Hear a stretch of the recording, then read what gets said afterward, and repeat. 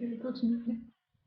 Bonjour, bonjour à toutes et à tous. Bienvenue sur cette nouvelle édition de Why Not Me avec Inspiring Girls. On va attendre quelques minutes que tout le monde se connecte.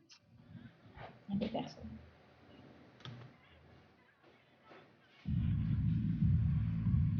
Comment ça va, Jeanne?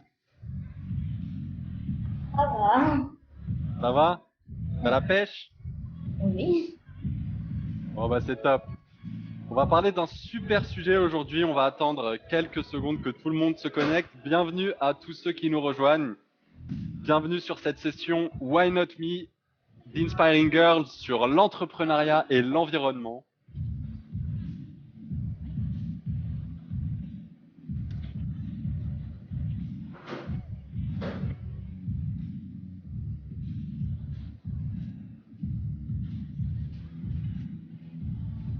Est-ce que vous pouvez me confirmer dans le chat que vous nous entendez bien? Au niveau du son, c'est bon. N'hésitez pas à écrire un petit mot dans le chat. On a Céline qui nous dit qu'elle nous entend bien. Mila, Philippe aussi. Bonjour à tous. Bienvenue. Merci beaucoup pour vos retours. Noémie et Sabrina aussi.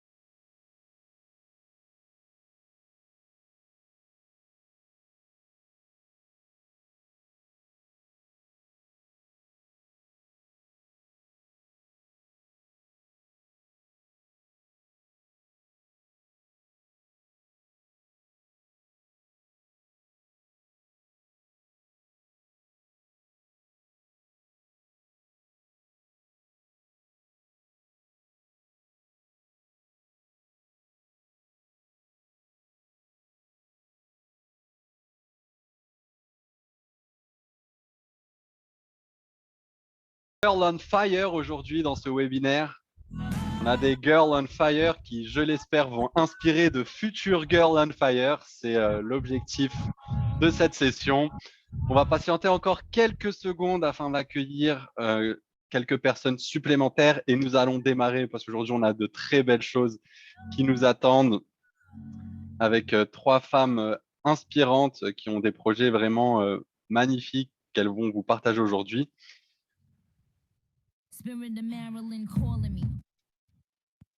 Bonjour à Héloïse, bonjour à Caroline. N'hésitez pas à nous mettre des petits mots dans le chat. On lit tout et ça nous fait plaisir. Il y a combien de personnes?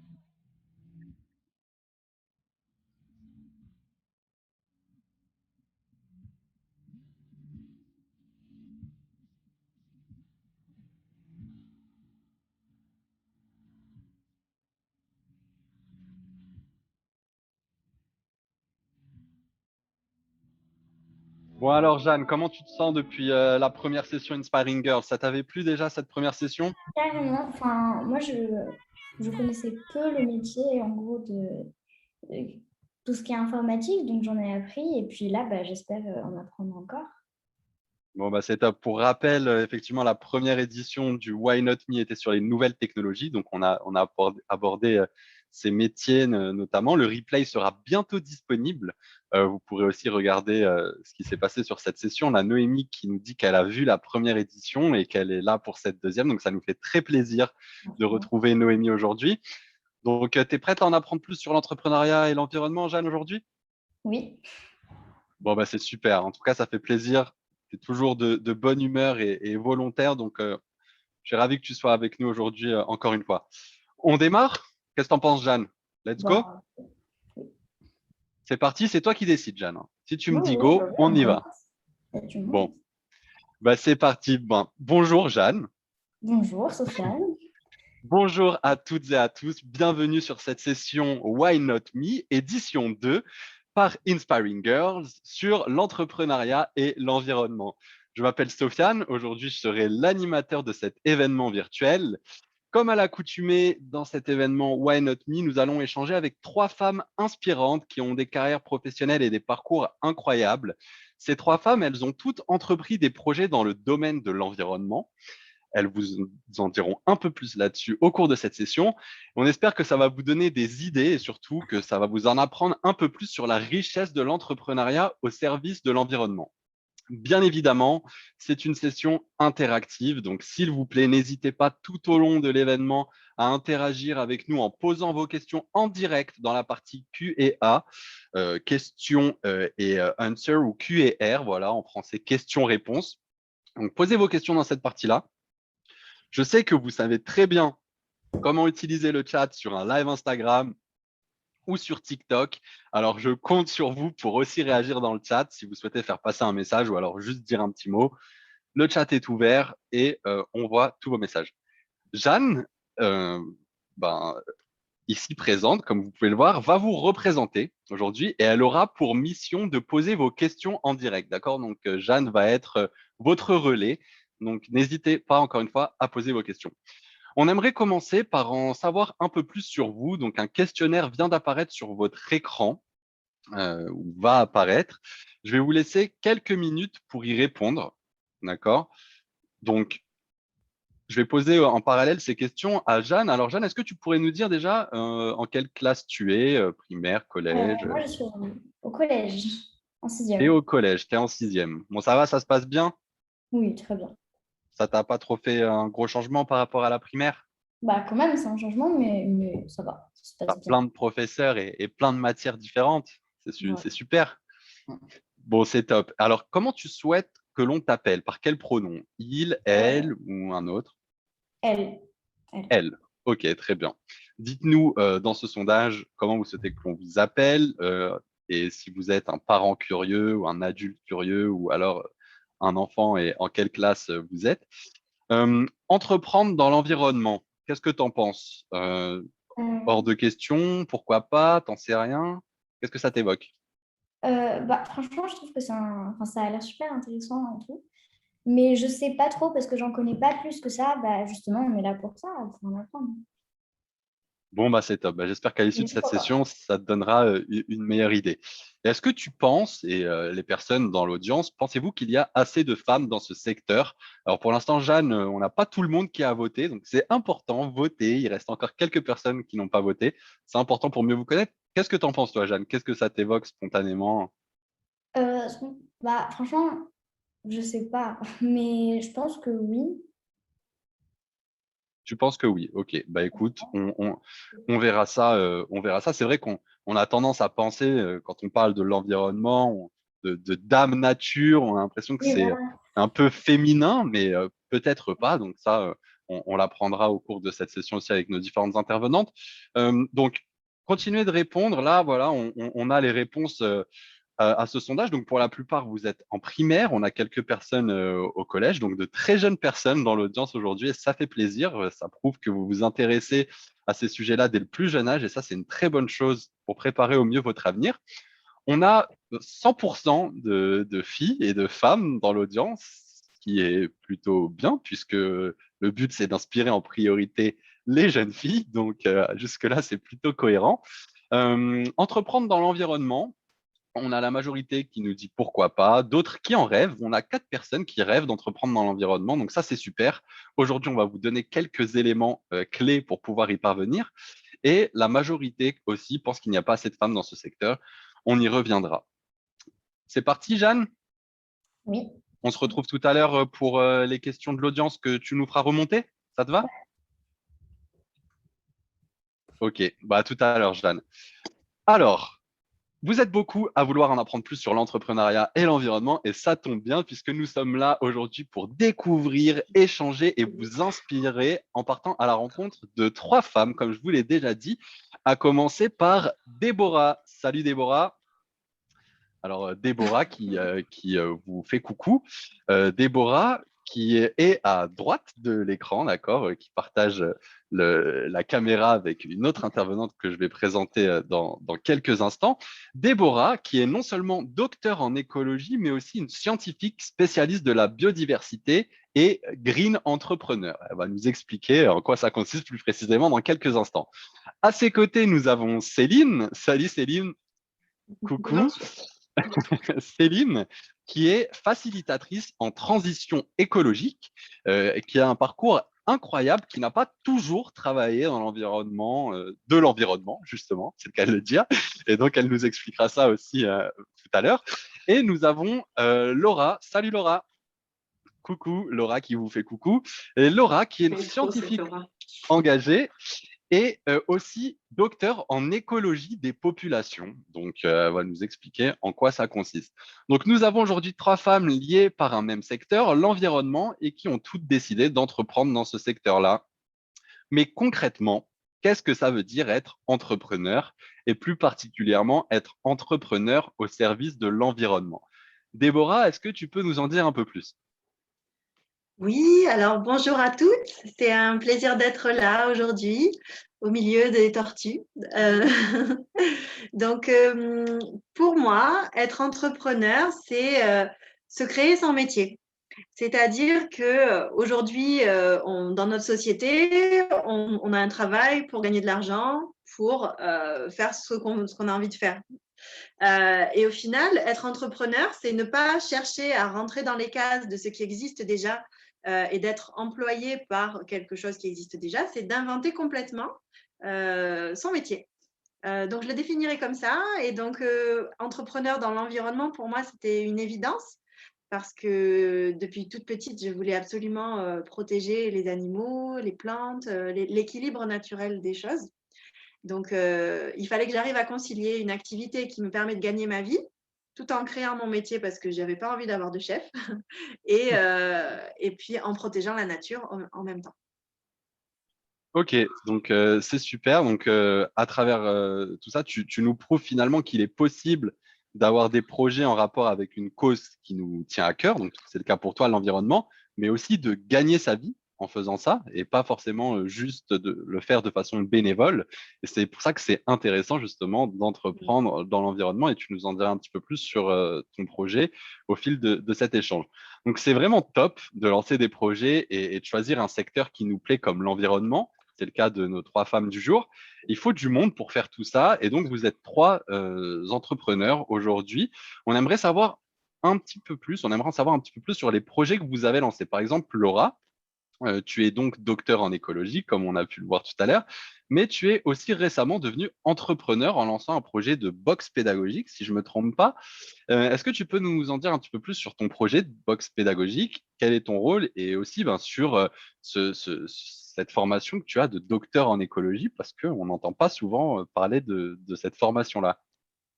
Oui, bonjour, je suis ravie d'être avec vous. Et alors du coup, docteur en écologie, Déborah, elle l'est aussi en fait. Et c'est rigolo parce qu'on n'est pas là pour soigner à proprement parler, c'est-à-dire qu'on ne prend pas un stéthoscope pour aller vérifier que les gens respirent bien ou des choses comme ça, mais en fait on se pose plein de questions sur le fonctionnement de la nature.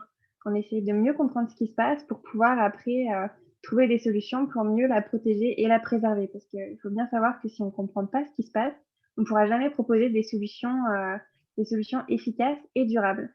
Et du coup, moi, j'adore la science, vraiment, j'adore être scientifique, mais j'adore aussi beaucoup échanger avec les enfants et apprendre des enfants. Et du coup, je me suis dit que j'allais créer mon métier de rêve et lier cet aspect science et pédagogie. Et du coup, c'est pour ça qu'aujourd'hui, je développe des activités que j'envoie dans des box pédagogiques qui viennent lier science et éducation. Et mon rôle dans tout ça, je dirais qu'en fait, c'est d'avoir plein d'idées. Globalement, c'est de savoir ce que je veux mettre dans mes box, avec qui je veux travailler, quels matériaux je veux utiliser, quel partenariat je veux développer, etc. Donc, c'est voilà, plein d'idées pour réussir à donner vie à un projet et créer des activités qui plaisent aux enfants et qui leur permettent de découvrir la nature pour aussi pouvoir la protéger.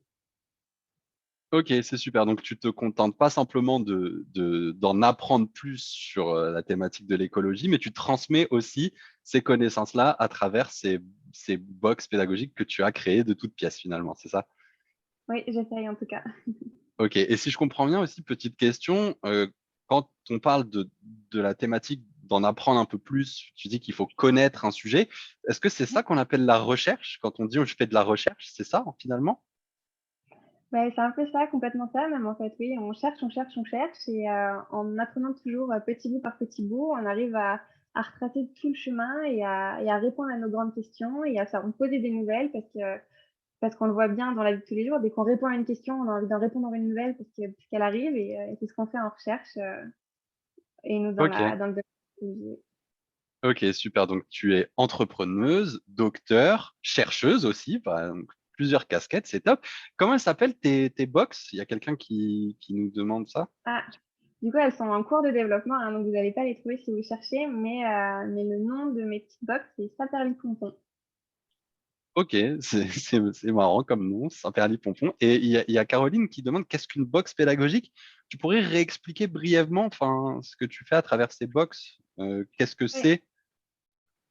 Et ben donc en fait, la box, c'est juste le contenant. Donc si vous voulez, tous les mois, l'idée c'est que de nouvelles activités conçues pour les enfants arrivent dans la boîte aux lettres. Et l'idéal pour moi, c'est de les stocker dans une petite boîte en carton.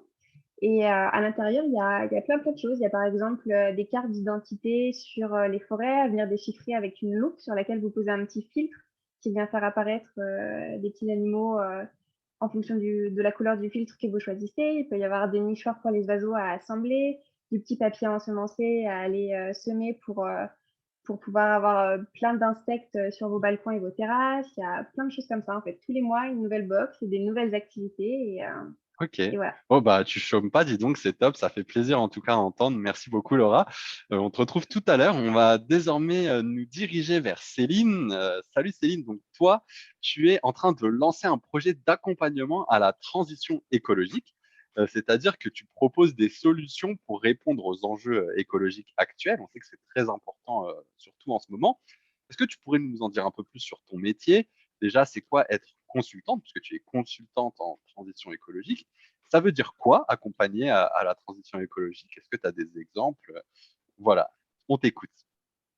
Alors, effectivement, donc consultante, c'est ni plus ni moins une façon finalement de donner, de dire qu'on donne des conseils, qu'on aide. Après, la transition, c'est un passage d'une situation à une autre en douceur. Donc, être consultante en transition écologique, finalement, c'est accompagner, donner des conseils à des organisations, qu'elles puissent être, que ce soit des entreprises ou des associations principalement, pour mettre en place des solutions doucement qui vont permettre de concilier les activités humaines et la préservation de la nature. Voilà. Ok, Donc, ça peut s'exprimer par justement l'organisation d'événements de sensibilisation qui rassemblent différents partenaires. Voilà un exemple parmi d'autres. ok, très bien. Donc, au même titre que Laura, tu es aussi dans la transmission du savoir, dans l'éducation finalement. La transition écologique, c'est aussi informer les différentes personnes sur ce qu'ils sont en mesure de faire pour agir positivement sur l'environnement finalement. Oui, les informer et les conseiller finalement, les amener à prendre conscience d'un certain nombre de sujets et ensuite de voir quelles peuvent être les meilleures solutions pour eux. Le consultant, c'est vraiment la personne qui va D'accord. accompagner, qui va aider pour définir les solutions qui sont les plus adaptées. Donc c'est aussi, je t'intéresse aussi au passage à l'action finalement. C'est pas juste la théorie, l'information, c'est aussi aider les gens à agir selon leur propre situation, c'est ça? Oui, exactement. Et l'idée, c'est que derrière, les gens deviennent acteurs du changement en mettant en place des solutions qui soient plus respectueuses donc de la nature, d'où l'intitulé facilitatrice ou on pourrait dire consultante en transition écologique. Bon bah écoute, c'est top de rendre ça plus facile. On en a besoin, donc merci d'exister, Céline, et merci d'être là aujourd'hui. On va passer désormais à Déborah. Déborah, tu es docteur en écologie. encore une. Ça fait plaisir parce qu'on n'a pas souvent l'occasion de rencontrer des docteurs en écologie. Donc, moi, je trouve ça super. Mais tu as aussi lancé de nombreux projets en tant qu'entrepreneur. Tu l'as dit toi-même tout à l'heure en introduction, tu voulais créer ton propre métier, pas avoir de chef. Donc, ça, c'était important pour toi. Ton dernier projet, c'est Earthship Sister. J'espère que je le dis bien avec le bon accent anglais.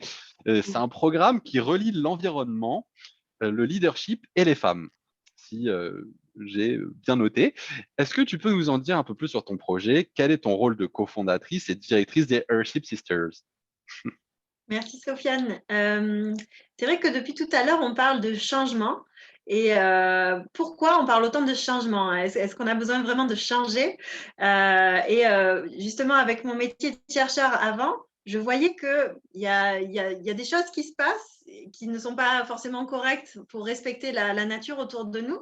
Et il y a des problématiques aussi de ce qu'on appelle le leadership, c'est-à-dire la place que chacun a le droit de prendre dans sa vie et dans la société et pour pouvoir faire les choix qui lui sont propres. Donc, nous, on a décidé avec Earthship Sisters de réunir en particulier les femmes parce qu'on pense qu'elles ont besoin d'un coup de pouce et qu'elles ont une vision créative du monde, une vision collaborative des solutions qu'on peut apporter dans le monde. Et donc, ces femmes, on les recrute chaque année. Et justement, Laura et Céline font partie des sisters de la promo en cours. L'idée, c'est qu'on leur permette de complètement révéler leur potentiel, c'est-à-dire de devenir de super leaders, de super ambassadrices, de super entrepreneurs et de les accompagner à développer leur projet, donc celui qui leur tient particulièrement à cœur et qui leur correspond le plus. Tu peux rester avec moi plutôt que de Vous inquiétez pas, juste pour l'audience, Céline ne se fait pas dévorer par la tortue, d'accord? Elle est inoffensive, cette tortue. C'est juste un fond virtuel. Mais parfois, ça bug un petit peu, mais elle est toujours avec nous, Céline. Vous inquiétez pas. Donc, Déborah, je t'en prie, tu veux continuer. Donc, l'idée, c'est ça. C'était vraiment de combiner des femmes qui ont envie de faire bouger les choses pour la protection de l'environnement avec un programme qui leur permet de prendre pleinement conscience de qui elles sont et confiance en qui elles sont. Parce que ce n'est pas forcément gagné pour les petites filles, pour les petits garçons, d'avoir une éducation, un environnement qui nous permet de prendre vraiment confiance en nous et d'appliquer cette énergie-là dans une activité professionnelle qui vous correspond à impact positif sur l'environnement. C'est super, c'est très clair, c'est tout et c'est beaucoup. Et je te remercie en tout cas pour ce partage, cette positivité. On en a besoin et ça fait vraiment très plaisir en tout cas à entendre. Donc, merci Déborah. Ça donne envie de lancer des projets, tout ça. Pour le coup, c'est vraiment inspirant. Alors, dans l'audience, n'hésitez toujours pas à réagir dans le chat, à poser vos questions. On a Jeanne qui va les récolter et les poser tout à l'heure pour vous. Mais on a un petit questionnaire qui va apparaître à l'écran tout de suite pour savoir un peu plus si l'entrepreneuriat, c'est quelque chose qui vous intéresse. Donc, le sondage est désormais sur votre écran. Donc, allez-y, s'il vous plaît. Prenez quelques secondes pour répondre. Est-ce que vous aimeriez créer votre entreprise ou entreprendre des projets? Parce qu'on peut entreprendre des projets sans forcément créer son entreprise, hein, c'est possible. D'accord? Et on a alors Céline et Déborah, ouais, je vais le micro, parfait, merci. Et on a l'entrepreneuriat. Est-ce que c'est un sujet qui vous intéresse? Voilà, on a des votants. Ça avance, ça avance. Alors je vois que vous êtes quand même presque 90% à être intéressé par la création d'entreprise, donc c'est super. Vous êtes au bon endroit. Et voilà, on espère que ça va vous inspirer vraiment sur ce sujet-là. Et l'entrepreneuriat, c'est un sujet qui vous intéresse quand même beaucoup. On n'a personne qui n'est pas du tout intéressé par l'entrepreneuriat. Donc, encore une fois, c'est super. On va désormais passer à la suite de cette session. Et notamment, on va tenter d'en savoir un peu plus sur nos trois intervenantes. Laura, j'aimerais savoir quel est l'aspect de ton travail qui te plaît le plus. Tout à l'heure, tu nous as expliqué ce que tu faisais, tu nous as partagé ça avec passion. Quel est l'aspect de ton travail qui te plaît le plus et quelle est l'expérience la plus incroyable que ton métier t'ait fait vivre jusqu'à maintenant? On voit une photo qui s'affiche à l'écran. Je crois que c'est en rapport avec l'expérience que tu vas nous relater, mais voilà, qu'est-ce qui te rend heureuse finalement en faisant tout ça? Moi, ce que j'adore par-dessus tout, je crois que c'est la diversité de ces deux métiers, en fait, que ce soit le métier de scientifique ou d'entrepreneur, parce que vraiment, c'est comme d'être un petit couteau suisse, en fait. On a à la fois le couteau, le décapsuleur, la fourchette, vraiment on fait tout. Il n'y a pas une journée qui se ressemble et franchement c'est trop chouette parce qu'on s'ennuie jamais, on apprend tout le temps et moi j'adore ça. Et du coup la petite expérience dont je voulais vous parler, c'est bien en lien avec cette photo et en fait j'étais en première année de master, donc c'est-à-dire 4 ans après le bac et je suis partie en Suède pour une première expérience dans le monde de la recherche. Et en fait, il faut s'imaginer qu'on est quand même encore jeune hein, quand on part comme ça à l'étranger. C'est pas facile de quitter la maison, de quitter sa famille. Forcément, on est un peu triste. Et le premier jour, on est arrivé là-bas, donc on était 5. C'était une petite cabane au bord d'un lac. Il pleuvait, il faisait super froid. On n'avait pas d'eau courante dans la maison. On allait habiter pendant 4 mois dans cette cabane au bord du lac. On n'avait pas réussi à allumer la cheminée parce que le bois était trempé, notre directrice, la dame qui allait nous encadrer n'était pas encore arrivée. Et on s'est tous retrouvés là et on s'est dit, mais qu'est-ce qu'on a fait quoi? Moi, je veux juste rentrer chez moi, retrouver ma maison, mon chauffage, mon eau courante et c'est pas possible, vraiment, je tiendrai pas.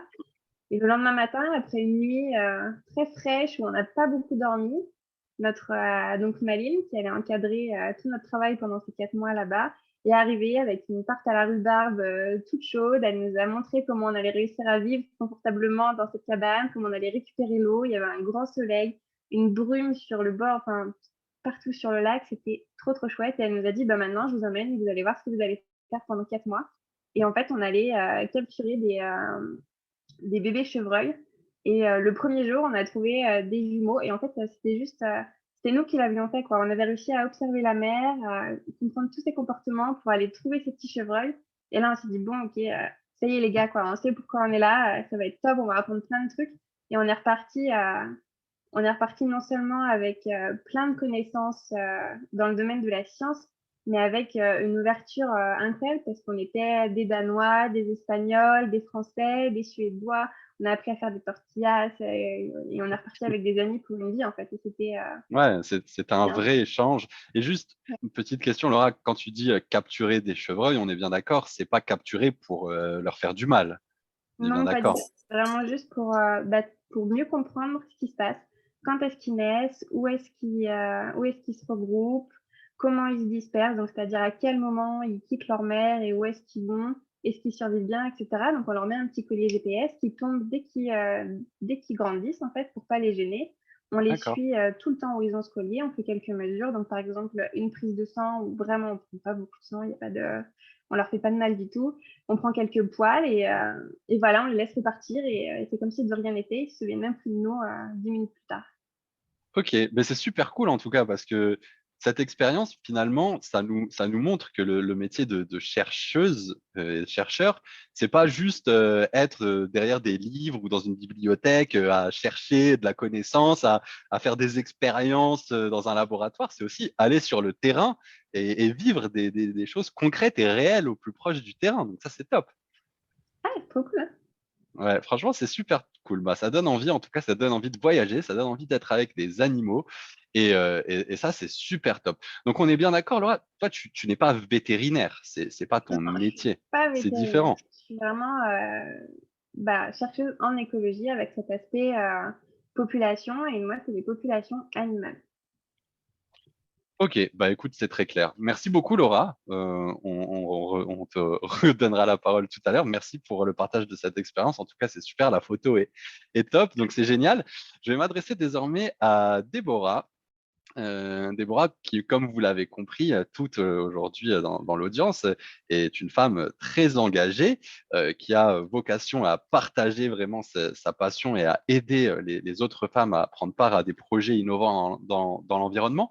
Déborah, moi j'aimerais savoir quelle est ton ambition, quelle est ta conviction pour participer à ce changement finalement. Qu'est-ce qui t'anime? Qu'est-ce qui te donne cette petite flamme au fond de toi pour faire ces choses et comment tu t'y prends pour changer le monde? Waouh, ça c'est une question. Grande Euh, question. Déjà, je dirais que c'est pas une petite flamme, c'est tout ce qu'il y a à l'intérieur. C'est un brasier. Et c'est quelque chose que je porte depuis toujours. Depuis que je suis toute petite, je fouine les insectes et les lézards et les escargots dans le jardin de mes grands-parents. Donc, c'est quelque chose que j'ai eu depuis toute petite. Et justement, la question sur la différence entre vétérinaire Et chercheur, c'est quelque chose que je me suis longtemps posé parce que c'était pas très clair pour moi. Et j'ai fait un stage chez un vétérinaire qui m'a montré que c'était pas la voie que je voulais prendre parce que le vétérinaire, au final, il a les patients humains qui sont plein de problèmes à eux et il a les patients animaux qui ont plein de problèmes et il doit résoudre tout ça. Alors que Ouais. moi, je aura contribué à protéger la biodiversité sauvage. Donc, comprendre comment elle fonctionne. C'était pas exactement la même chose. Et au final, c'est juste plus fort que moi. Je ne peux pas m'empêcher de travailler dans ce domaine. Et mon ambition, eh ben, je dirais qu'elle n'a pas vraiment de limite. Et donc, c'est bien d'un côté parce que pour être dans l'entrepreneuriat, il faut quand même aimer se mettre en situation de risque, c'est-à-dire où on ne sait pas forcément si on va trouver des clients qui vont acheter nos services, nos produits.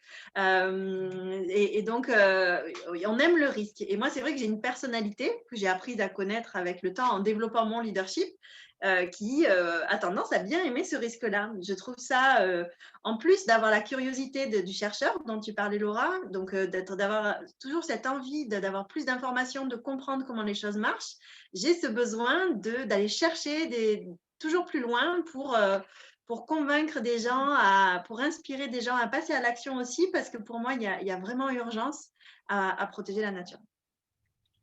Bon, bah, c'est top, c'est vraiment très inspirant en tout cas. Et vous l'aurez compris, tous ici présents dans ce webinaire, faites ce qui vous passionne autant que vous le pouvez. Vraiment, c'est, je pense, le message qu'on vous passera à chaque session Why Not Me, parce que c'est vraiment ce qui fait qu'on arrive à s'éclater dans notre quotidien, c'est de faire ce qui nous passionne. D'ailleurs, dites-nous, oui, Déborah, Pour la dis-moi. petite anecdote sur cette photo, je suis en Antarctique comme guide conférencière sur les bateaux qui amènent les touristes en Antarctique. Et je suis debout sur de la glace de mer. Donc, c'est la mer qui a gelé. Et donc, il y a un bateau qui nous a déposés. On est debout sur la glace. C'était vraiment génial. Bon, bah, c'est top, en tout cas, très belle photo. Et c'est l'Antarctique, c'est ça Ouais, le pôle que tu sud. étais? Ouais. C'est incroyable, hein. C'est vrai que ça nous paraît tous tellement loin, tellement presque irréel, mais toi, tu y étais grâce à ton métier, donc c'est super. Et d'ailleurs, bah, ça m'intéresserait de savoir dans le chat, moi, je trouve à titre personnel, quand Déborah nous parle de tout ça, qu'on sent cette flamme, qu'on sent cette passion. Qu'est-ce que vous en pensez dans le chat? Est-ce que vous ressentez à travers ce que Déborah vous dit, cette passion? Dites-nous oui ou non. Est-ce que vous ressentez cette passion? Mais d'ailleurs, bah, j'espère, Déborah, que cette flamme, tu me dis qu'elle est très forte. Bon, elle n'a pas fait fondre la banquise sur laquelle tu étais là, sur la photo. Donc ça va. Tu t'es pas tombé à l'eau, dans l'eau toute froide. Ça va, c'est super. Bon, bah, dites-nous en tout cas si vous trouvez que cette passion transparaît. Moi, ça m'intéresse de savoir. En tout cas, c'est ce que je ressens. On a Noémie qui nous dit oui, ça donne envie. Effectivement, ça donne envie. Moi, c'est une question. Là, je vais passer donc à la question suivante. Je vais passer à la question suivante. Je suis un peu distrait par le chat parce qu'on me donne des instructions. Là, Philippe qui me dit, je sais pas, je verrai après, Philippe, d'accord. Il y a une question, moi, qui m'intéresse toujours beaucoup, c'est de savoir si le métier que vous faites aujourd'hui, c'est quelque chose que vous avez toujours voulu faire. Est-ce que vous savez depuis toute petite, comme les personnes qui nous regardent aujourd'hui, que c'était ces métiers-là que vous vouliez faire? Ou à l'inverse, est-ce que c'est venu plus tard? Et est-ce qu'il y a une rencontre en particulier qui vous a inspiré, soit pour faire ce métier, soit pour continuer de le faire? C'est une question que j'aimerais poser à Céline. Si tu le veux bien sûr, Céline. Oui, oui, bien sûr. Eh bien, moi, j'avais pas forcément d'idée précise de ce que je voulais faire. Donc, j'ai fait des études généralistes. J'ai fait 5 ans après le baccalauréat en école, en prépa HEC et ensuite en école supérieure de commerce. Et ensuite, donc, j'ai occupé pendant 10 ans des fonctions marketing et communication. Et donc, au bout de 10 ans, je me suis rendu compte que j'étais pas forcément connectée à ce qui m'animait. Et je me suis donc rappelé quels étaient mes plus beaux souvenirs d'enfance. Et c'est vrai qu'à ce moment-là, l'environnement est ressorti comme une évidence. Donc là, j'ai commencé à travailler pour ce domaine d'activité. Mais je dirais qu'effectivement, il y a une rencontre qui a été décisive et qui m'a ensuite donné encore plus envie d'aller plus loin, c'est-à-dire de créer mon événement de sensibilisation, ensuite créer mon association et dernièrement mon entreprise. Ça a été donc une rencontre avec un petit garçon qui s'appelle Ryan et qui est canadien Moi, j'ai rencontré sa maman, en fait, et cette maman nous explique qu'à l'âge de 6 ans, ce petit garçon est revenu de l'école en disant à sa maman, donc, tu sais, maman, je vais apporter de l'eau en Afrique. Et sa maman m'a dit, bah, écoute, super, Ryan, qu'est-ce que tu proposes pour ça? Donc, ce petit garçon a commencé à vendre des gâteaux, des cookies dans son école. Et ensuite, il est allé plus loin en rendant des petits services à ses voisins. Donc, au fur et à mesure, il a collecté de l'argent.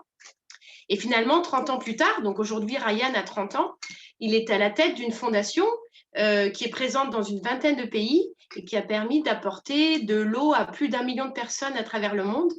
Je trouve que voilà, ça a été un moment incroyable parce que je me suis dit, si un petit garçon de 6 ans peut le faire, il n'y a pas de raison que tu ne te lances pas. On a tous en soi un potentiel. On peut tous réussir. Voilà. Bah, c'est top et c'est hyper intéressant cette histoire parce que ça donne aussi le message aux jeunes filles qui nous écoutent aujourd'hui qu'elles peuvent dès maintenant finalement entreprendre des choses. Et on le disait tout à l'heure en introduction, on n'a pas forcément besoin d'être entrepreneur pour entreprendre. On peut juste, entre guillemets, juste, c'est déjà très bien de faire ça, avoir un projet sans avoir une entreprise qu'on a créée derrière. Et c'était le cas de Ryan à 6 ans et c'est hyper inspirant. Et puis c'est ça qui, des années après, a fait qu'il a lancé cette fois une entreprise, un vrai mouvement et qu'il a un impact à travers le monde en apportant de l'eau. Et c'est vraiment une belle histoire. Donc merci énormément Céline de nous la partager. Je mettrai le nom de la fondation pour que les enfants, il y a des vidéos sur son parcours. Le nom de la fondation si les enfants le souhaitent. Ok, c'est super. Bah écoute, tu pourras partager ça et puis je suis sûr que nos chers amis d'Inspiring Girls font un plaisir de relayer aussi cette information à l'issue de cette session. Et puis aussi, j'aimerais revenir sur quelque chose de très important que tu as évoqué, c'est que tu nous as dit que pendant 10 ans, tu travaillais dans le domaine de la communication et du marketing. D'ailleurs, petite parenthèse, pour ceux que ça intéresse, la première session Why Not Me Inspiring Girls sur les métiers de la nouvelle technologie traitait aussi de ce métier du marketing parce qu'on avait Charlotte qui était responsable marketing d'une entreprise, de l'entreprise Zoom, la solution qu'on utilise aujourd'hui. Et elle nous parlait de son métier-là. Elle, pour le coup, bah, elle aime encore ce qu'elle fait, elle le fait encore, elle nous en parlait avec passion.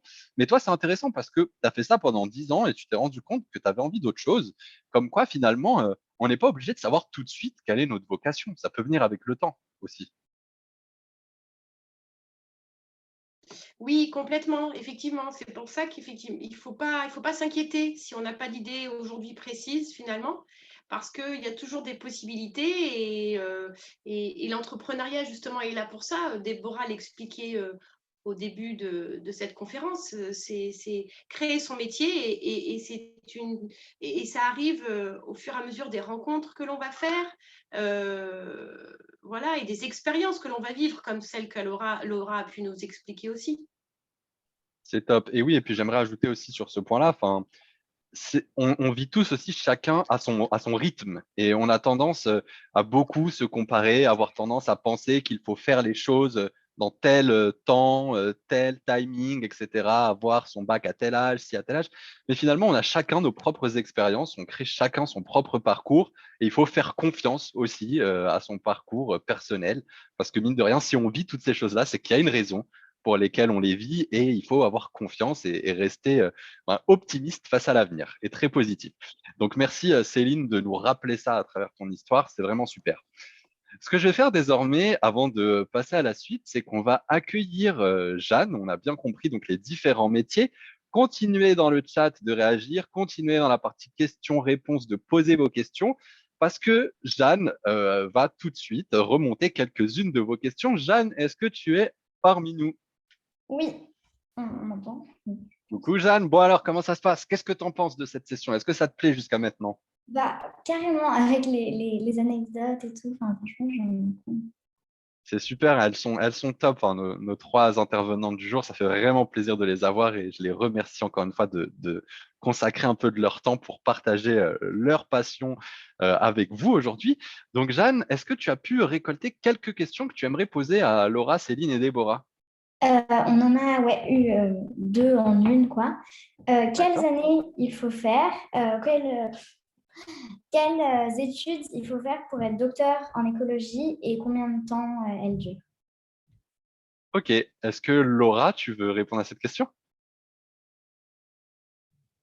Eh bien, oui. Du coup, pour être docteur en écologie, il faut aller à l'école assez longtemps quand même, parce qu'après le bac, il faut encore faire 8 ans d'études.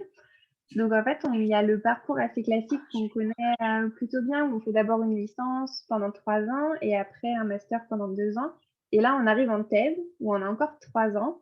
Mais en fait, c'est un petit peu 5 ans d'études et 3 ans d'un premier travail où on est encore un peu à l'école et on est encore avec tous nos copains parce que quand on fait une thèse, c'est un petit peu de travailler, mais avec tous ses copains dans un laboratoire. Donc, en fait, c'est pas vraiment du travail, c'est pas vraiment aller à l'école, c'est un entre-deux qui est très très chouette. Mais Donc en fait, on justement, voit pas le temps passer. Justement, j'allais te poser la question, Laura, parce que 8 ans, ça a l'air quand même assez long. Donc, faut aimer l'école. Je crois que tu aimais ça. Mais est-ce que les études, c'est pareil que l'école? Tu dis que non, c'est pas exactement pareil. On fait d'autres choses pendant les études, des choses plus concrètes, plus pratiques. Tu peux nous expliquer un peu la différence? Bah, la différence, c'est que quand on fait des études, bah, déjà, on choisit vraiment les études qu'on veut faire. C'est-à-dire que vous choisissez de vous spécialiser de plus en plus au fil des années. Donc en biologie, par exemple, mais ça peut être dans n'importe quel autre domaine. Et vous avez des stages aussi qui arrivent. C'est-à-dire qu'à la fin d'une année d'études, vous partez expérimenter le métier pour lequel vous êtes en train de vous former. Donc par exemple, comme moi, je suis allée faire en Suède et avec les chevreuils. Et du coup, les études, ça a ce côté un petit peu différent où on est plus autonome, on a moins d'heures de cours que quand on est à l'école. Enfin, un petit peu moins, pas beaucoup moins, mais et puis en général, on a son appartement, donc on n'est plus à la maison. C'est quand même une grosse différence, je trouve. Et ouais, et on choisit, on est vraiment en train de construire son parcours en fait, plus que quand on est C'est intéressant, cette notion de choisir. D'ailleurs, dites-nous, s'il vous plaît, les jeunes demoiselles qui nous regardent aujourd'hui, c'est quoi vos matières préférées aujourd'hui à l'école? Dites-nous dans le chat si vous avez une ou deux matières qui vraiment sont vos matières préférées. Ça nous intéresse de voir ça dans le chat. Donc vraiment, Laura, tu nous dis que voilà, tu choisis finalement ce que tu aimes, donc tu étudies ce que tu aimes. Et finalement, c'est vrai que ces 8 ans, ça a l'air long, ça peut faire un petit peu peur. Mais pendant ces 8 années, tu peux aussi, j'imagine, travailler en parallèle pour gagner un petit peu d'argent, lancer des projets. Tu peux être entrepreneur aussi pendant que tu fais tes études. C'est Ah oui, possible, toutes les ça. options sont possibles, c'est ça qui est super chouette en fait, c'est qu'il n'y a pas de chemin tout tracé, c'est vraiment vous qui construisez votre chemin. Et moi, par exemple, quand j'ai commencé donc pendant ma première année d'études, pas un seul instant, je pensais que j'allais aller jusqu'au bac plus 8. Enfin, vraiment, je me suis pas dit, c'est Mhm. parti, là, c'est pas pour 8 ans, quoi. Je me suis juste dit, ah bah tiens, je vais commencer par 2 ans, je vais faire de la bio, enfin de la biologie, parce que moi, j'aime bien ça. Et puis après, on verra. Et il se trouve que j'aimais beaucoup ça et que j'aimais beaucoup le système de l'université. Et donc, j'ai continué encore un petit peu, et encore un petit peu, et encore un petit peu. Et puis 8 ans, c'était passé, et j'avais pas vu que C'est j'avais vrai. vraiment pas. C'est vrai que ça passe tellement vite. Enfin, quand j'y pense, moi, pour vous donner une petite anecdote personnelle, à l'époque, je me disais, ouais, 8 ans, c'est quand même beaucoup. Si j'arrive à faire 5, c'est déjà pas mal. Donc, j'ai fait un master, j'ai fait 5 ans, mais finalement, mes 5 ans se sont transformés en 6 parce que j'avais une année en plus de stage à faire. Et finalement, ces 6 ans, c'est passé hyper vite. Donc, entre 6 et 8 ans, finalement, 8 ans, j'aurais pu faire 2 années de plus. Et comme tu le dis aussi, Laura, c'est intéressant. Quand on est dans ce processus d'études, on est adulte, on est autonome, on a notre appartement, on a notre vie sociale. Et finalement, bah, les études, c'est aussi une façon d'aller rencontrer des gens, de vivre des choses avec ces gens. Donc finalement, c'est moins le côté école où on rentre à la maison tous les soirs chez papa, maman. C'est quand même plus sympa. Enfin, je dis pas que c'est pas sympa de rentrer chez papa, maman. Hein. Faut pas dire ça. Mais tu es Ouais, d'accord avec ça? ouais, c'est notre vie et on commence à construire sa vie à soi, en fait, sa bulle de soi qu'on emmène avec nous au fil des années d'études et qui grossit, qui grossit, qui grossit jusqu'à faire bah, notre monde à nous, quoi. Bon, bah, c'est top, c'est super. En tout cas, merci beaucoup, Laura. Bon, dans le chat, on a beaucoup de personnes qui aiment les maths, a priori, les sciences, l'informatique. On a Daphné qui aime l'histoire, Mila aussi, Caroline qui aime la géographie. Mais c'est super, il y a plein de diversité, donc c'est top. Continuez d'entretenir ça. Si vous aimez, continuez de vous investir. Faut pas négliger le reste quand même, hein. Mais quand vous arriverez au stade des études supérieures comme Laura, bah, vous pourrez choisir que ce qui vous plaît. Donc, bah, je vous souhaite d'en arriver là et ben, de kiffer, comme on dit. Donc, c'est top. Ok, donc prochaine question. Donc là, Jeanne, tu m'as dit que tu avais une deuxième question de Oui, l'audience? Oui. On Alors, en a juste, eu. est-ce que ça t'a convaincu, cette réponse de Laura? Tu peux dire non, hein. Non, oui, ça m'a convaincue. Puis surtout, toi, ta petite intervention dans le fait que tu en as fait 5 et que c'est passé plutôt vite, bah, moi, je voyais dans la conversation qu'il y en a qui, ça a étonné, 8 ans, c'est beaucoup. Et ça donne plus envie. Bon, bah, c'est top. Alors oui, tu as une deuxième question avant qu'on passe à la suite? Oui. Alors, c'est une question de Noémie. Elle demande si vous remarquez qu'il y a une différence de salaire entre les hommes et les femmes. Ah, grosse question. Alors, qui se porte volontaire pour donner son point de vue sur cette question? Déborah, dis-nous tout. Bon, alors, en bonne scientifique, je n'ai pas forcément les informations factuelles, donc les faits pour le prouver, mais quand même, il y a deux choses importantes à prendre en compte déjà dans la réponse, je trouve, puisque déjà les métiers de l'environnement, c'est très très vaste. Mais les deux choses que je voulais dire, c'est que de un, souvent, les femmes, elles sont dans des postes moins élevés que les hommes. Et donc, comme les salaires sont proportionnels à l'élévation du poste, de fait, on a un salaire moins élevé. Et c'est difficile de passer ce qu'on appelle ce plafond de verre pour pouvoir arriver, nous, les femmes, dans ces postes décisionnels. Donc ça, c'est quelque chose qui fait que parfois les femmes sont moins bien payées que les hommes. Et la deuxième chose, et c'est plus un petit peu plus notre faute, entre guillemets, c'est que comme parfois on n'a pas confiance en nous, qu'on a un peu moins de rôle modèles qui sont dans des postes élevés, on n'ose pas aller demander, oui, moi je veux être la personne qui décide et moi je voudrais être payée plus parce que je trouve que mon travail aujourd'hui, il est vraiment de qualité et on est moins dans la demande d'augmentation de postes ou de salaire et ce qui fait que des fois on se retrouve avec des différences. Sans parler du fait que parfois, les mamans, ça se prennent plus de temps partiel de travail pour rester avec les enfants que les papas encore aujourd'hui, hein, même si c'est en train de changer. Donc, c'est aussi une troisième cause qui peut faire qu'on a un salaire moins élevé. Tu veux rajouter quelque chose? Ok. Non, c'est très Alors, merci beaucoup, Déborah. On va continuer. Simplement aussi pour ajouter quelque chose sur ce point. On parle d'entrepreneuriat aussi depuis tout à l'heure. Ce qui est intéressant aussi quand on entreprend, c'est qu'on est aussi maître un peu de son salaire et de son activité et qu'on peut agir plus facilement, entre guillemets, sur cette partie-là. Oui et non. Oui et non. Oui, parce que bien sûr, on choisit ses tarifs, mais la difficulté de choisir ses tarifs, c'est de se donner. Comme par exemple, là, on vend des services, Céline et moi, et quel tarif on met pour la vente de ces services dépend au final de combien on ose Oui. se Et donner comme. on Et revient on à revient cette à notion cette histoire. Voilà, de c'est ça. confiance, et c'est aussi le travail que tu fais C'est avec ça. Airship System. En tout cas, merci, c'est Exactement. très clair. Jeanne, on te retrouve tout à l'heure pour les autres questions. Continuez de poser vos questions et à la fin, on reviendra sur les questions avec Jeanne. On va avancer, du coup, le temps passe. Donc, ce qui sera intéressant, c'est qu'on aborde un peu plus donc vos parcours. D'accord? Céline nous a un petit peu donné des éléments sur son parcours. Donc, on va peut-être se concentrer sur le parcours de Laura et Déborah, si vous le voulez bien. Alors, comment vous avez fait pour en arriver là?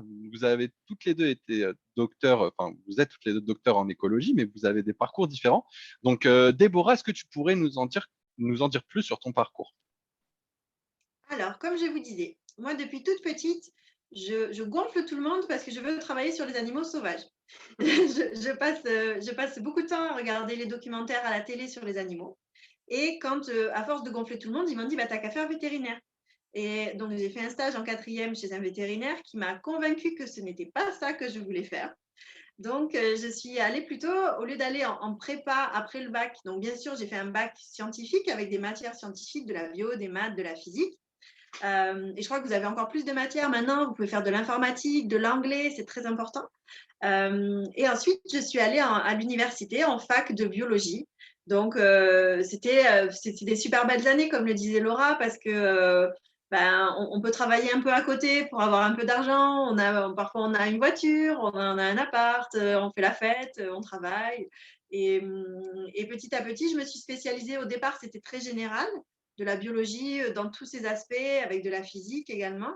Et petit à petit, il y a eu biologie des populations, biodiversité, écologie, donc, qui est l'étude des interactions entre les êtres vivants. et évolution, donc comment les animaux évoluent, se transforment, s'adaptent à leur environnement. Et puis, donc ça, c'était en master.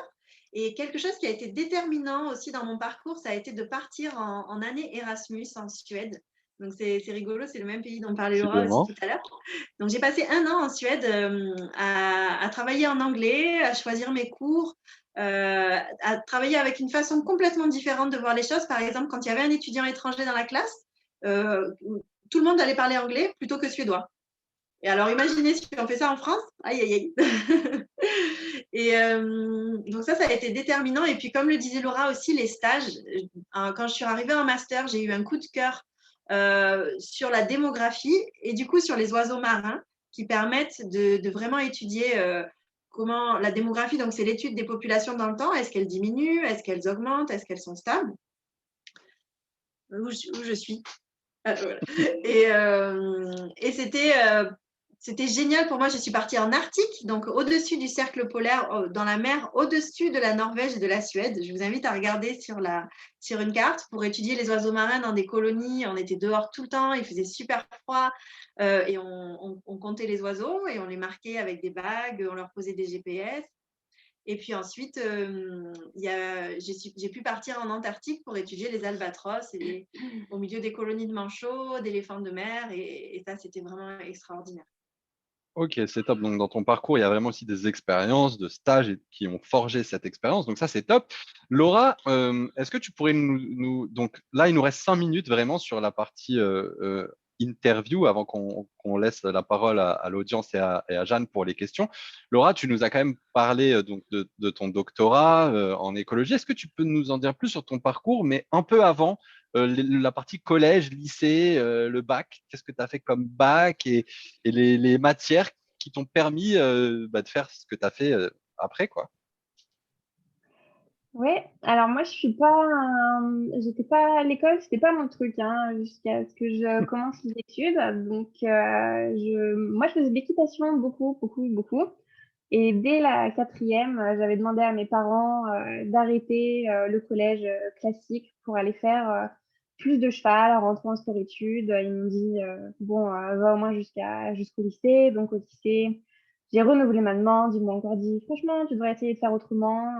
Reste au lycée, passe un baccalauréat scientifique et tu verras ce qui se passe. Et je leur ai dit oui, d'accord, moi je veux bien passer le bac comme ça, mais du coup le vendredi et le mercredi matin, je vais pas à l'école pour aller faire du cheval. Bon, écoute, si tu veux, on le tente comme ça, on verra ce que ça donne. C'est passé, mais j'étais pas, ça n'a pas été une grande passion pour moi, le collège et le lycée, et c'est vraiment arrivé après, en fait, où j'ai découvert la biologie et l'écologie, où je me suis dit que c'était vraiment très, très chouette. Mais avant, j'y allais parce qu'on me disait que c'était bien, quoi. Donc, c'est un peu l'exemple il y a plein de voies qui sont possibles. Je ne sais pas si j'aurais pu réussir dans l'équitation. Aujourd'hui, je pense que ça aurait été très compliqué et que mes parents ont vraiment bien fait de me dire de m'accrocher jusqu'à la fin du bac. Et qu'en fait, ça m'a ouvert plein de portes parce qu'aujourd'hui, du coup, je peux tout faire en même temps. Je peux faire de la science, je peux créer mon métier de rêve, je peux continuer à faire du cheval. Et s'ils ne m'avaient pas dit, vas-y, accroche-toi encore un petit peu, je ne l'aurais pas fait, quoi. Bon, c'est top. Comme quoi, c'est important aussi d'écouter les parents parce que parfois, ils savent ce qui est bon pour nous et on n'a pas assez de recul quand on est enfant, forcément, pour le savoir. Donc, ça, c'est bien. Céline, en quelques mots, donc tu nous as aussi un peu parlé de ton parcours, mais je crois savoir que tu as fait des stages assez tard, entre guillemets. Bon, je reviens sur ce qu'on disait tout à l'heure, chacun son rythme, mais justement, tu peux nous toucher 2 mots là-dessus? Oui, en fait, je pense que c'est intéressant de savoir que donc après ces 10 années en marketing et communication, au moment où j'ai souhaité rejoindre l'environnement, on a toujours la possibilité d'aller en entreprise ou en l'occurrence là, c'était au sein d'espaces naturels protégés. Donc j'ai fait des stages successifs de 15 jours, ce qui m'a vraiment permis de me dire oui, c'est vraiment là-dedans que je veux travailler. Et l'avantage aussi, c'est qu'on a quand même un peu d'expérience professionnelle avant et que quand on fait ces stages qui sont normalement des stages d'observation, ça permet aux gens qui vous accueillent de voir aussi ce que vous êtes capable de faire et de rejoindre finalement un domaine plus facilement en montrant donc ce dont vous êtes capable. Donc ça a été la première chose. Ensuite, je suis allée interviewer des gens sur leur métier. Je pense que c'est très important. Il ne faut pas hésiter. Et les gens adorent parler de leur parcours. On en est l'expression même aujourd'hui. Donc, il faut vraiment oser. Les gens sont ravis de parler de ce qu'ils ont pu faire. Et puis ensuite, la dernière chose, c'est oser. Même si on se dit, oh, mais je ne suis peut-être pas à ma place. Non, il faut aussi y aller. Et c'est aussi comme ça qu'on apprend, en faisant par soi-même. Voilà, c'est ce que je voulais compléter. Ok, merci beaucoup, Céline. Ça me permet de faire la transition toute trouvée sur ces quelques conseils très précieux que tu donnes à notre audience du jour. Justement, j'aimerais savoir, Déborah, Laura et Céline, si tu as d'autres conseils à ajouter, bien sûr, sens-toi libre de le faire. En 1 minute chacune, vraiment pas plus, quels conseils vous aimeriez donner à l'audience aujourd'hui qui nous écoute? Quels conseils auriez-vous aimé recevoir quand vous étiez enfant? On a pas mal d'enfants qui nous écoutent aujourd'hui, donc quels conseils vous pouvez leur donner? On peut peut-être Je commencer commence. par Déborah. Ouais. Je commence. Alors, c'est vrai que moi, j'ai tracé tout droit sans poser de questions à personne. Et j'aurais bien aimé qu'on me dise, je sens que ta passion va t'amener très loin. J'aurais aimé qu'on me dise ça m'aurait facilité la vie parfois. J'aurais aimé qu'on me dise, tu vas faire des erreurs et c'est là que tu vas le plus apprendre. Et dans l'entrepreneuriat, c'est particulièrement vrai. Donc, à chaque fois qu'on fait une erreur, on grandit, on apprend. Et j'aurais aimé qu'on me dise, tu peux pas te tromper en fait sur les choix que tu fais dans ta vie parce que à partir du moment où tu apprends à rebondir, tu sauras toujours retomber sur tes pattes. Donc, si ton métier ne te correspond pas, et moi aussi j'ai fait un changement de carrière, je suis passée de la recherche à l'entrepreneuriat, comme Laura, à partir du moment où on sait s'adapter, on trouve toujours des solutions. Donc, tout est possible. Ne doutez pas de vos capacités. Bon, c'est super. Merci beaucoup, Déborah. Laura, tu as des conseils à nous donner? Moi, j'aurais juste dit de se faire confiance, en fait. Vous êtes les seuls à savoir de quoi vous êtes capable et vous êtes capable, mais de tellement, tellement, tellement. Donc, allez-y, osez, faites-vous confiance. Écoutez vos parents parce que des fois, ils savent quand même de quoi ils parlent, ils vous connaissent plutôt bien. Entourez-vous de super copains et foncez, quoi. Ça va aller. Même si c'est pas toujours facile, ça finira toujours par aller. Bon, c'est top. Moi, je trouve ça super. Juste, si je peux rajouter un tout petit quelque chose sur ça, parce que moi, ça me parle beaucoup. J'ai un petit frère de 15 ans qui est passionné de musique, notamment de rap, et je l'encourage à fond. Je l'encourage à fond parce que, comme vous dites, moi, je suis persuadé que tant qu'on vit à fond sa passion, forcément, ça débouche sur des choses positives. Donc, même si mes parents voient un petit peu d'un mauvais œil le rap, ce qu'on peut peut-être un peu comprendre, moi, je l'encourage parce que je sais que ça le mènera vers l'épanouissement. Donc, merci en tout cas pour ces conseils et c'est ce qu'on vous encourage tout à faire. Il nous reste quelques minutes. On va prendre quelques questions, Jeanne, de l'audience, avant de conclure avec Inès et Julia d'Inspiring Girls qui vont avoir le mot de la fin. Jeanne, est-ce que tu as une ou deux questions? Non. Non, tu n'as pas de... Posez-les si vous en avez maintenant, mais... Voilà. Si vous avez des dernières questions, n'hésitez pas à les poser pour qu'on puisse les voir. Alors, on a Manon qui nous a demandé tout à l'heure, c'est quoi un leader? Juste rapidement, si l'une d'entre vous veut expliquer ce que c'est qu'un leader. Laura? Non. Okay, bon. Moi, je me lance. C'est difficile à expliquer, surtout que ce n'est pas un mot français. Pour moi, un leader, c'est de savoir ce qu'on vaut, de savoir où on veut aller. Et peu importe. Donc, je suis d'accord avec toi, Laura, écoutez vos parents. Mais parfois, faites-vous confiance aussi, c'est-à-dire que et je trouve que ça vient des tripes, des fois du ventre, on sent que ce qu'on est en train de faire, c'est pas ça. Et pour moi, c'est ça être un leader, c'est savoir écouter ce que notre corps ressent pour pouvoir aller dans la direction qui nous paraît juste. Et quand quelqu'un est contre nous, lui dire, écoute, tu es contre moi, d'accord, moi je pense que ça, parce que, tac. Et hop, vous retournez la situation et vous vous faites un allié au lieu d'avoir quelqu'un qui est contre vous. Et c'est ça un leader, c'est arriver à transformer les situations pour pouvoir aller dans la bonne direction et d'être tellement inspirant que les gens ils vous suivent. Ouais, c'est super, c'est une belle définition. Jeanne, je te redonne la parole rapidement. Je t'avais mis sur mute si tu veux. Alors, il y a peut-être pas de questions, mais toi, qu'est-ce que tu en as pensé? Est-ce que toi, parce que je sais que tu es à fond dans ton rôle d'aller récolter les questions de l'audience pour leur donner la parole à travers toi, ce qui est top, mais est-ce que toi, tu as une réaction, quelque chose que tu as envie de dire pour Bah, conclure? j'avais une idée de question. Enfin, oui, c'était qu'est-ce qui vous plaît le plus dans votre travail et éventuellement quelque chose que vous aimez pas? Ok, bah, c'est intéressant. En 2 mots, Laura, tu nous as dit ce que tu aimais beaucoup. Est-ce qu'il y a des choses que tu n'aimes pas? Euh, J'aime pas quand ça va pas assez vite, que je trouve pas la solution assez rapidement et que du coup, il faut que j'attende pour faire un truc que j'ai trop envie de faire parce que j'ai pas trouvé comment le faire. Ça m'agace. Voilà. ah bon, tu vois, c'est un truc de perfectionniste un peu ça quand même. Mais bon, ok, très bien. Bon, bah, je vous remercie infiniment. En tout cas, c'était super. Merci Jeanne d'avoir remonté les questions. Merci à toutes les trois d'être intervenues et de nous avoir partagé aussi vos conseils. J'aurais aimé avoir ces conseils étant enfant. Il nous reste quelques instants pour accueillir Julia et Inès pour le mot de la fin. Julia et Inès, est-ce que vous êtes là? Oui, coucou. Hello. Bah, c'est super. Bah, écoutez, je vous donne la parole. En tout cas, c'était un plaisir d'animer cet événement à vos côtés. C'était un plaisir de lire toutes vos réactions et vos questions dans le chat. N'hésitez pas à partager ce que fait Inspiring Girls. Et si ça vous a plu, n'hésitez pas à les contacter. Julia et Inès, je vous laisse le mot de la fin et je vous fais des bisous. Salut tout le monde. Ben, merci beaucoup, merci à toutes et à tous pour votre participation. Donc, pour celles et ceux qui ne connaissent pas, je vais juste vous présenter en 1 minute Inspiring Girls. Donc, Inspiring Girls, en fait, c'est une ONG, donc une association qui a pour but d'élargir les perspectives professionnelles des jeunes filles en leur présentant des rôles modèles. Donc, comment est-ce qu'on fait ça? En fait, on met tout simplement en place des rencontres, comme aujourd'hui, avec des femmes inspirantes, comme on a eu aujourd'hui Céline, Déborah et Laura, qui, on l'espère, vous les avez adorées autant que nous.